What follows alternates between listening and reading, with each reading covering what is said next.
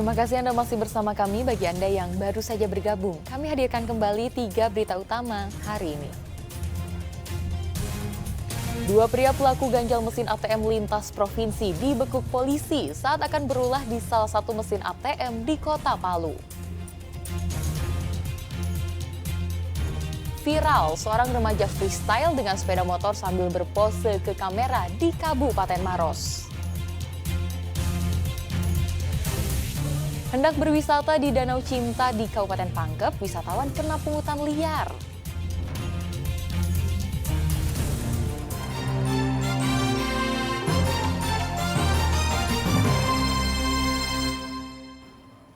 Kita ke informasi selanjutnya.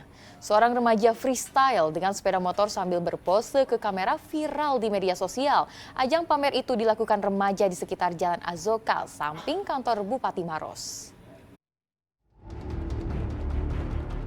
Tingkah remaja ini tak patut ditiru. Seorang remaja melakukan konten freestyle motor dengan mengangkat ban depan kendaraan dan sesekali melepas satu tangan untuk berpose ke rekannya yang merekam dari belakang. Freestyle itu dilakukan tanpa perlengkapan keamanan pada siang hari dan saat kendaraan masih lalu lalang di sekitar Jalan Azoka samping kantor Bupati Maros.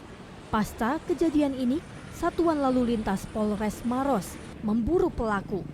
Diduga konten freestyle motor ini sengaja dibuat untuk diviralkan pelaku, lantaran motor yang digunakannya sudah dimodifikasi dan tanpa menggunakan plat kendaraan. Konten freestyle motor ini sangat berbahaya bagi pelaku dan pengendara lainnya karena dapat menyebabkan kecelakaan hingga berakhir memakan korban jiwa. Para pengguna jalan, pengendara kendaraan, utamanya anak-anak muda, kami mohon untuk tidak melakukan freestyle yang dapat membahayakan itu, baik di jalan raya maupun di jalan-jalan lain. Polisi kini tengah meningkatkan patroli untuk mencegah para remaja melakukan tindakan berbahaya dengan sepeda motor di jalanan. Raisa Habu melaporkan dari Kabupaten Maros. Pungutan liar atau pungli terjadi di lokasi wisata di Kabupaten Pangkep. Pelaku memaksa para pengunjung membayar uang sebesar Rp10.000 sebelum masuk ke lokasi wisata Danau Cinta dan Bukit Cinta.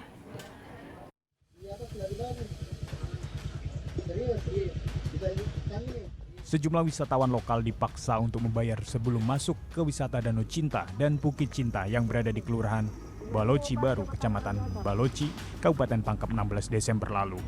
Seorang perempuan terus memaksa wisatawan lokal membayar uang masuk sebesar Rp10.000. Pungli itu terjadi di 2 lokasi dengan jumlah uang yang sama.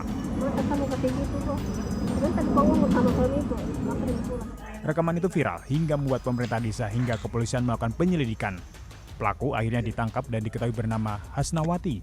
Pengakuan pelaku, biaya retribusi itu untuk biaya penitipan helm dan motor. Tapi ada memang karcis yang diperlihatkan sama pengunjung atau bagaimana, Bu? Tidak ada. Tidak ada. Saya cuma jaga motornya sama helmnya. Helmnya Saya cuma. takutkan nanti motornya hilang atau helmnya karena kejadian hilang helm. Dari hasil pungli itu digunakan untuk kebutuhan sehari-hari. Pelaku sudah melakukan pungli sejak Agustus 2023. Karena melihat semakin banyak wisatawan mengunjungi Danau Cinta dan Bukit Cinta. Pada lokasi wisata ini belum masuk dalam objek wisata dari Dinas Pariwisata Pemerintah Kabupaten Pangkep hingga belum dikenakan retribusi jika mengunjungi lokasi itu. Hingga banyak yang tertarik karena keindahannya, sehingga berbondong-bondong masyarakat baik wisatawan lokal maupun dari luar datang ke sana. Inilah yang menyebabkan masyarakat yang berdomisili sekitar situ berinisiatif untuk menarik pungutan dengan dalih bahwa mereka yang menjaga kemudian memelihara kebersihan baik dari sampah dan segala macam. Bahwa Danau Cinta adalah aset daripada Tonasa. Jadi hal yang dilakukan oleh masyarakat kami itu mungkin tidak benar.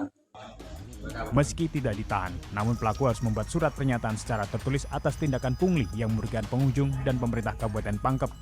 Pelaku juga disanksi untuk wajib lapor ke Polsek setempat. Andi Muhammad Sadi melaporkan dari Kabupaten Pangkep.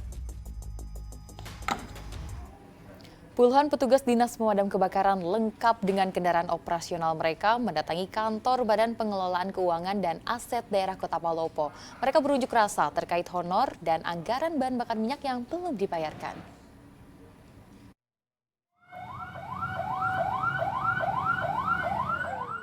Bunyi sirene mewarnai protes petugas pemadam kebakaran Kota Palopo. Puluhan petugas Dinas Kebakaran Kota Palopo mendatangi kantor Badan Pengelolaan Keuangan dan Aset Daerah. Mereka menuntut pembayaran honorarium serta biaya operasional bahan bakar minyak untuk kendaraan operasional yang belum dibayarkan untuk bulan ini. Aksi hari ini kami menuntut untuk pertama dibayarkan honor, kemudian dianggarkan untuk ini pembelian BBM. Untuk BBM ini untuk bulan ini kami sudah tidak bisa beli lagi karena sudah tidak ada anggaran BBM. Selain tenaga honorer damkar, ribuan tenaga honorer di lingkungan pemerintah Kota Palopo sampai saat ini belum menerima honorarium mereka. Bahkan ada yang sudah 3 bulan tertunggak.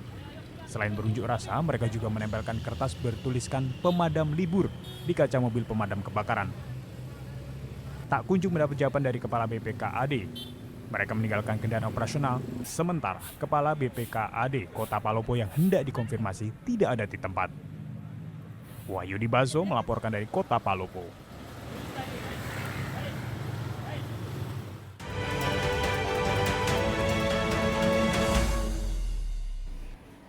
Mantan Wakil Presiden yang juga tokoh Partai Golkar Yusuf Kala menyampaikan dukungannya pada pasangan Capres nomor urut 1 Anies Baswedan Muhaimin Iskandar di Pilpres 2024. Dukungan tersebut disampaikan Yusuf Kala saat menghadiri acara yang digelar Presidium Gerakan Rakyat Sulawesi Selatan, Timnas Pemenangan Amin di Kota Makassar.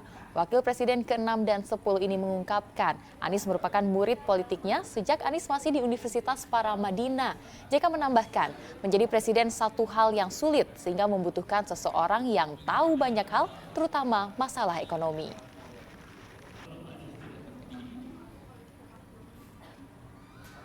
Sementara Menteri Pertahanan Prabowo Subianto meresmikan 5 titik sumber air bersih di Kuningan, Jawa Barat. Calon Presiden nomor urut 2 ini berharap peresmian ini dapat membantu masalah kekeringan yang kerap menghinggapi warga Kuningan setiap datang musim kemarau panjang. Ditemani Rektor Universitas Pertahanan dan PJ Bupati Kuningan, Prabowo meresmikan sumber air bersih di 5 desa yakni Cipedes, Cirukem, Sumberjaya, Pamupukan, dan Pakapasan.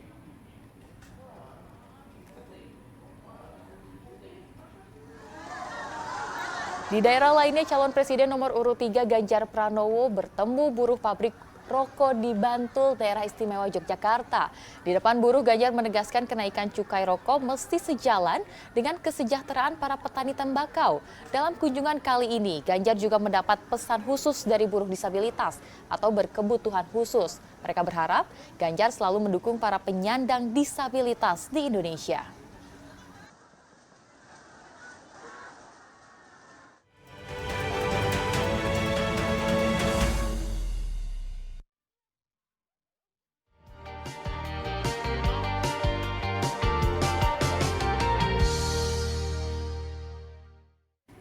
Dan informasi tadi mengakhiri jumpa kita hari ini. Atas nama rekan yang bertugas, saya Tia Nisa mengucapkan terima kasih atas kebersamaan Anda. Selamat beraktivitas dan sampai jumpa.